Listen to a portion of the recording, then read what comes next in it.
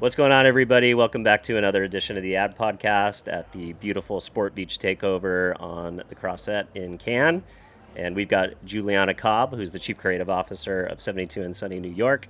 We've got Rich Santiago, the Chief Strategy Officer, newly in the house with the team. And thank you for joining us. Thanks for coming on, guys. Thank you. Good to be here. So how's your Sport Beach been so far?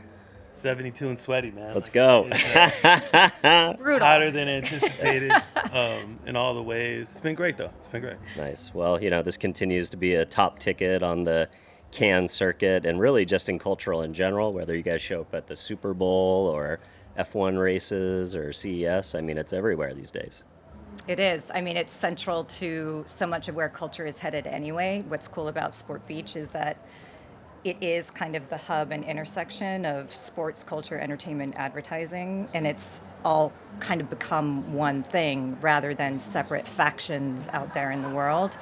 So we love being at the epicenter of it. It's sort of the hub of everything. Yeah, So. a lot of people don't know, but 72 and Sunny started Sport Beach. It was their initial concept, even though it's part of the bigger Not to Stag. brag, but Even though it's Shout part out of to the Glenn and biggest, Damien. bigger Stagwell, ecosystem, and even its own distinct unit within the Stagwell network now, right? yeah, Let's go. yeah. All right. Well, you guys have been on a hit streak as always, creating culture-defining work with brand partners like Panera and Hard Rock Bet. I remember interviewing some folks last year about the Met Gala and the croissant purse that Clutch, rocked the runway. But why don't you tell me a little bit about Hard Rock Bet? How'd that come into play? And you've got this amazing, iconic Hard Rock brand, and then the proliferation of online betting and how frictionless it's becoming, how weaved into the leagues and micro betting. It's really creating a different level of fan engagement when people have skin in the game when they're watching sports, and it's so easy now. So tell us about how do you take a brand like Hard Rock, translate that to the online gaming space, and do it in a way that stands out with all the competition and the noise in the space. Here we go. All right, go. Hard Rock's interesting, right? Because Hard Rock, you think it's like this kind of older property that was associated with music. And Although there's a big guitar going up on the strip right now. Yes, there is. Yeah, I'm very excited about that. It's a beautiful property. They have one in Hollywood too. We actually got to stay at that one. So one, you're automatically, that can be a gift and a curse, right? Yep. Because they don't have an awareness problem. Yeah. Right. What they do have in the online space and Category space problem. in the gaming space is, who are these guys, right? Yeah. They're not DraftBet.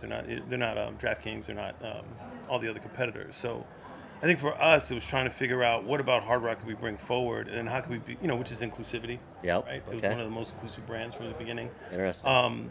Really dialed into culture and music, and sort of culture from the bottom up versus the top down, which is kind of what you see now. Yeah. A lot of brands. Yeah. And then this whole new space where, like you said, everyone can get engaged in any moment, any part of the game. They can build community around games. They can have betting pools. They can do all kinds of things. So thinking about that, it just changed how we look at, our targeting, and how we look at how we talk to people and what we talk about, because different people are motivated to play in different ways. Yep. So using Hard Rock as a proxy for fun, culture, inclusivity, and then thinking about how do individual people want to play was kind of the foundation. And then we've just been building on that with some amazing creative. I love Yeah. it. Julia, you want to talk about any of the new work at Panera? Sure. One thing that we loved about QSR is notoriously difficult. So much of it is just show the sandwich getting New items, into menu launches, right. special. Exactly. Food porn is an Food porn, yeah, which is really fun to shoot. But also, what we loved about Panera is they were aware that as they were trying to rebuild what they mean to people, that had to start with the food but kind of extend beyond it. And so they were already really keen to do things in social and do things in culture that would strike more of an emotional chord and connect with the audience that kind of forgot why they should care about Panera. So one of the latest things, the Panera Croissant Clutch, I don't know if you got yours. I found one on eBay. I tried to take the one here, but I have OG.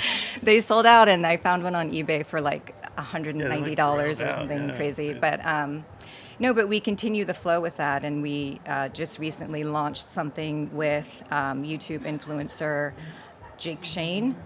Funny, charming, beloved guy to so many.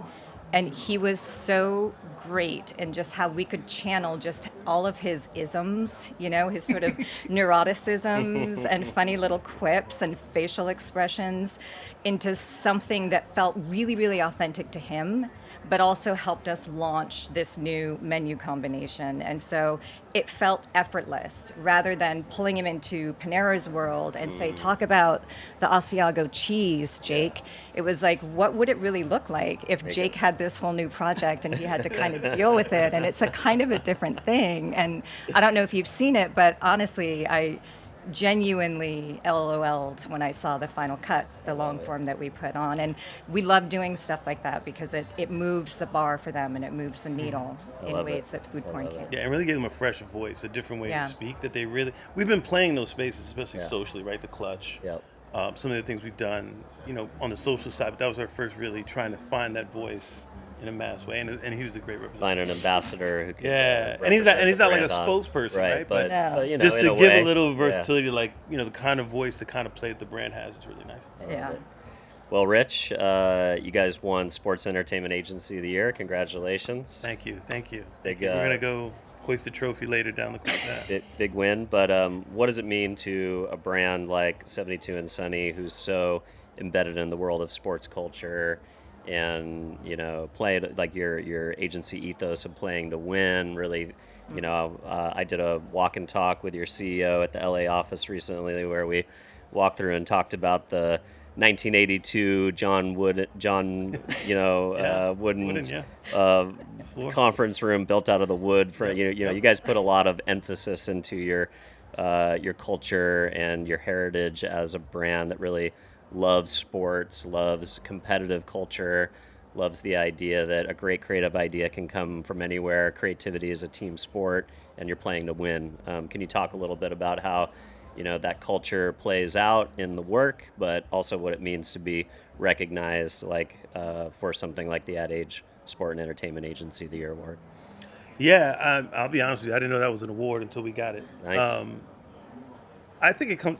I give all credit to the founders. Honestly, they're all ex-athletes. They're super competitive. They set a tone, and I think it's a fun tone for me. I'm fairly new to 72's culture, but the one thing that was completely magnetic was this idea of competitiveness in team and contribution of team, right? Everyone on the team makes a contribution to what we're trying to do. And I think that drives us in a way that doesn't feel, look, this business can be a grind, right? Yeah. It can be long hours, it can be heady clients, it can be difficult interpersonal relationships in the agency. It's hard to get to creative ideas. I think when you couch it in this sense of a competitive team sport that we're all aligned with, and look, sports are about winning and losing. Yeah. Right, so What'd you making learn when you space for lose? when things don't go your way, how do you build on it for the next win? Again, that comes from the top, and we try to live it every day. But I think this was a recognition of that, and I know all the work we do is what the recognition is really for. But what people don't see is what goes behind what is architected to make those things possible, and I think that's the thing I'm most proud of. I would say too, the play part of Play to Win is as important as the win part, because it's a strategy we have of how we create a culture that really invites your biggest, weirdest thinking that might totally fail. Like, we have to be open to that. Gotta take the shot. Yeah, Absolutely. And so how we work with each other and how we support each other is as important, if not more important, than the win part. So it's not like we're fighting each other to the death to get to big ideas. We're competitive, and we want to win. We want our clients to win, but the how of it is just as important, which was why it's three seemingly really simple words, but they're loaded with meaning for us. I love it. Well, if folks at home want to get in touch with the agency, learn more, follow both of your guys' thought leadership and thinking, where do you want people to go and check out your work? 72andsunny.com, New York. And for me personally, just look up my name, Rich Santiago. It's online somewhere. So, Julia, any sign-offs? I would say definitely follow 72 and Sunny on socials. You'll see everything that we're all up to there. And we look forward to having you guys see what's next for us. All right. And if this is the first time you're seeing the show, don't forget to give us a follow or a subscribe. If you're listening, an honest review on whatever podcast platform you might be listening on. That's how we find a larger audience, so don't forget to do that. We are signing off from Sport Beach in beautiful Cannes. We will see you all next time.